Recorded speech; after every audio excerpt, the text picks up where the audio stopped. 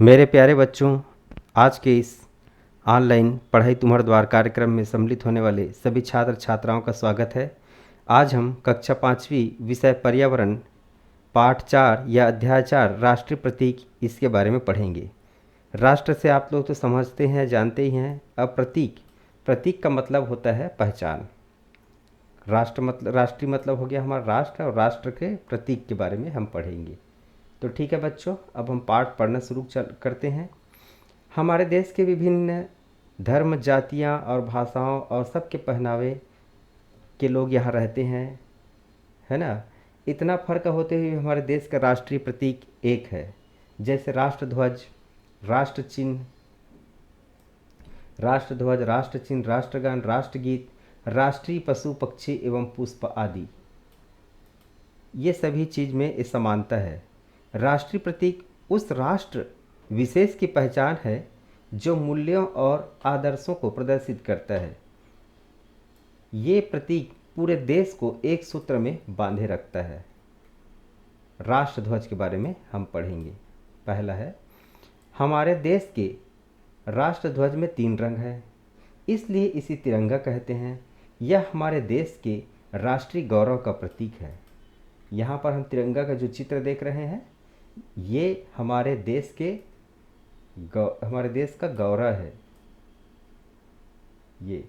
और इस राष्ट्रीय ध्वज में 3 रंग हैं। राष्ट्रध्वज के 3 रंग कौन कौन से हैं, यहाँ पर ध्यान से देखो और लिखो। तो यहाँ सबसे ऊपर हमें जो रंग दिखाई दे रहा है उसको सबसे ऊपर लिखना है। मध्य में जो रंग दिखाई दे रहा है उसको यहाँ लिखना है, और सबसे नीचे जो हरा रंग दिखाई दे रहा है उसको यहाँ पर लिखना है। ठीक है बच्चों, और ये भी बताना है कि ये राष्ट्रीय ध्वज कब कब फहराया जाता है। ठीक है, अब आगे बढ़ते हैं।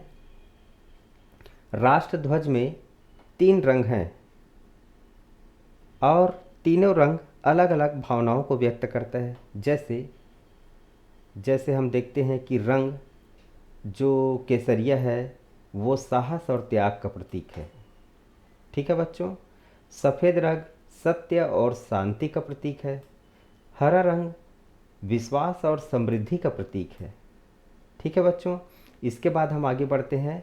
हमारे राष्ट्र ध्वज के बीच में बना हुआ चक्र गति, उन्नति और परिवर्तनशील का प्रतीक है।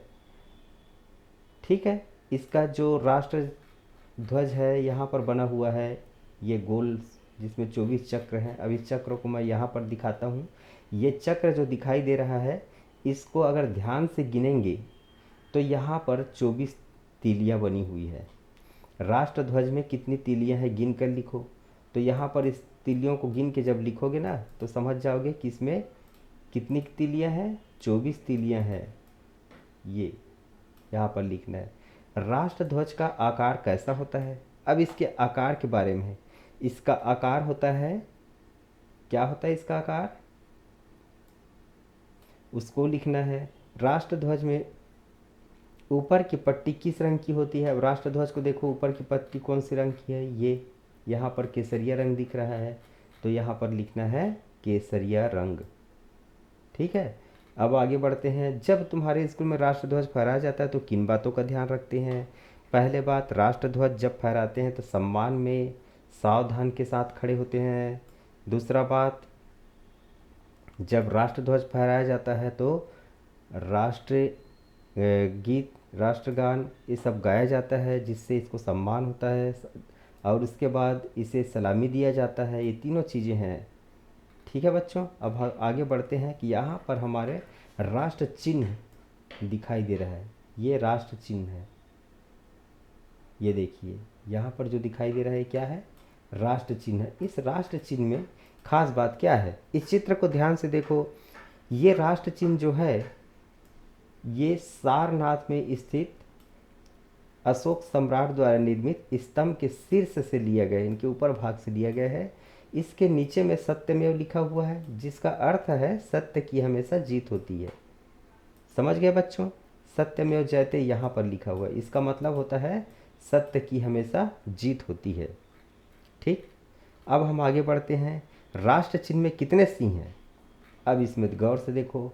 राष्ट्र चिन्ह में हमें एक सिंह दिखाई दे रहा है, दूसरा सिंह और तीसरा सिंह दिखाई दे रहा है। तो हम इसको तीन सिंह करके नहीं कहते, क्योंकि इस सिंह के पीछे, ये वाले जो शेर दिखाई दे रहा है, इस सिंह के पीछे एक सिंह और है, इसलिए हम यहाँ पर इसको 4 सिंह बताएंगे। राष्ट्र यहाँ पर लिखना है राष्ट्र चिन्ह में कितने सिंह है, तो राष्ट्र चिन्ह में 4 सिंह है। ठीक। राष्ट्र ध्वज व राष्ट्र चिन्ह में कौन सा चिन्ह समान है। अब इसमें देखो क्या चीज़ समान है, इसमें सिर्फ एक ही चीज़ समानता है, जो है अशोक चक्र। यहाँ पर बना हुआ चक्र जो 24 तिथियों का, उसमें भी है, इसमें भी है। ठीक है बच्चों, तो यहाँ पर लिखना है अशोक चक्र। ठीक है, अब आगे बढ़ते हैं। राष्ट्र चिन्ह में चक्र के दोनों ओर किन जानवरों का चित्र है, यहाँ पर भरना है। अब इसको ध्यान से देखो, यहाँ पर क्या है, एक तरफ सांड है और एक तरफ यहाँ पर घोड़े का चित्र है। ये सांड है और एक तरफ घोड़े का चित्र है। ठीक। राष्ट्र चिन्ह को तुमने कहाँ कहाँ देखा होगा, अब इसको बताना है कहाँ कहाँ देखे हो। अब 1, 2 और 5 रुपए के सिक्के में शेर के चिन्ह वाली सतह को देखो, तुम्हें कितने सिंह दिखाई देते हैं। ठीक है, अब आगे हम लोग ये गतिविधि करेंगे और सिक्के लेकर खुद देखेंगे, और देखने के बाद हम खुद जान जाएंगे। अब इसी तरीके से भारत में जो नदियाँ भी हैं, पर्वत भी हैं, और उन राज्यों के नाम लिखना है। ठीक है बच्चों, भारत की प्रसिद्ध नदियाँ, पर्वत और राज्यों के नाम लिखना है। जैसे भारत की प्रसिद्ध नदी कौन सी है, गंगा है, यमुना है। पर्वत के नाम क्या क्या हैं, सतपुड़ा पर्वत है, माउंट एवरेस्ट है। राज्यों के नाम क्या क्या हैं बताओ, जैसे हम छत्तीसगढ़ में हैं तो छत्तीसगढ़, दिल्ली, ऐसे। वंदे मातरम ये हमारे देश का राष्ट्रीय गीत है।